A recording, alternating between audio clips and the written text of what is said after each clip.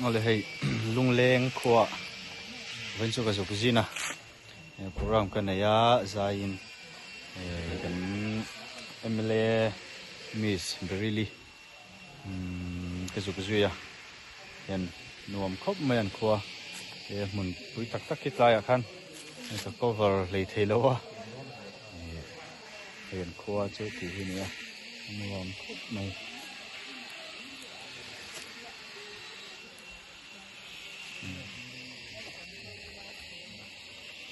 chuan so ta kan kalanga kotlam kan la leang kotlam kan la le don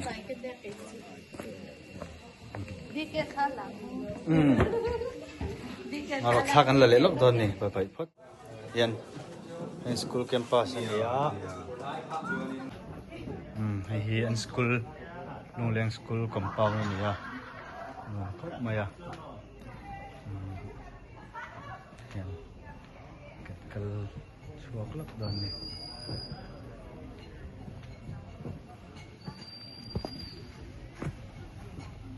yan vendia MECP golden jubilee lo ma chuan ti hian kan hi photo ho ten ni a MECP golden jubilee photo te lung khua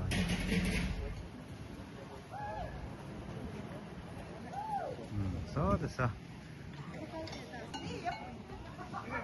la ho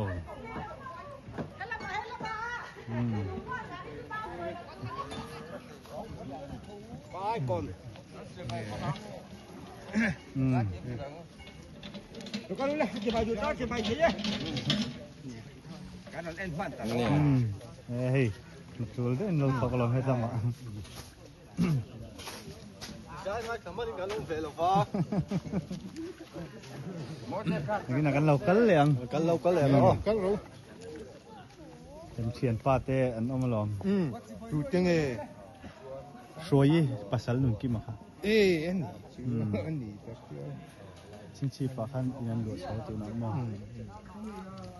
Sure.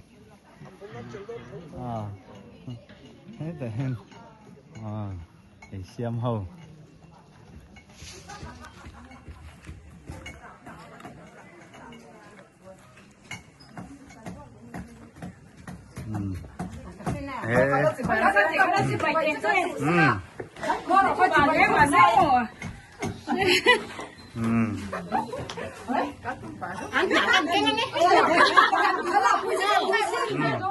thì khăn Tôi lấy rồi đó mì. Anh chơi thắm nữa nè. Cái mà nó là quê mình lo về sao? Mình lo về sao? Mình có cái đó. Current report rồi. Mình cần mang dầu thì hiện sau phần anh cần họ chồng ai rồi làm phần nó bye bye.